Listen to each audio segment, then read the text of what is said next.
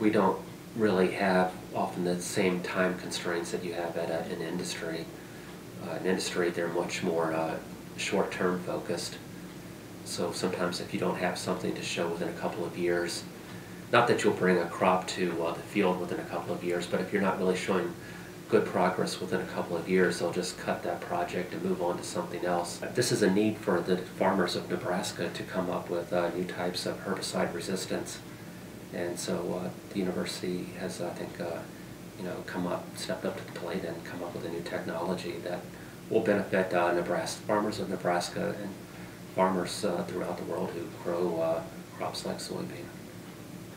And we're strong here at Nebraska in algal biology, but I think really what sets the Center for Plant Science Innovation apart is that we do basic plant research like a lot of other universities, but then we also have the ability to translate those basic discoveries into work that we do in crop plants. So we have species. So we have a facility where we can genetically engineer crop plants, and a lot of public universities don't really have a good biotech plant transformation facility for genetically engineering plants.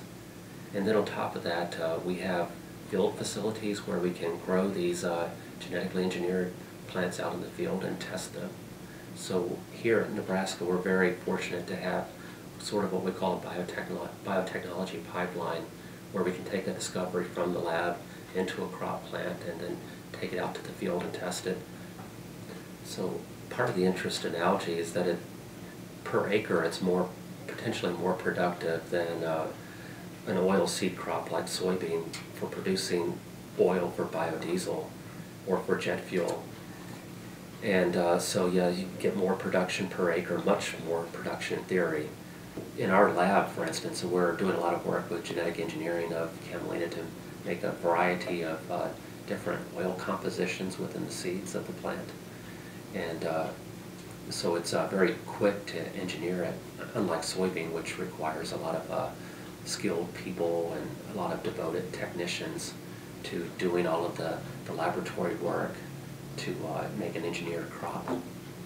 So that's one reason we like camelina a lot, in addition to the fact that it probably offers an alternative for parts of the Great Plains where it's difficult to grow oilseed crops for biodiesel production. Bayer Crop Science is one partner with the university and to some extent with our center. I also do some work with Mars Chocolate because of my interest in modifying fatty acid compositions of plants. They're interested in understanding what genes are responsible for controlling the types of fatty acids you have in chocolate, with the idea of perhaps making a healthier chocolate by breedings, but they want to know what genes are involved in controlling these particular traits.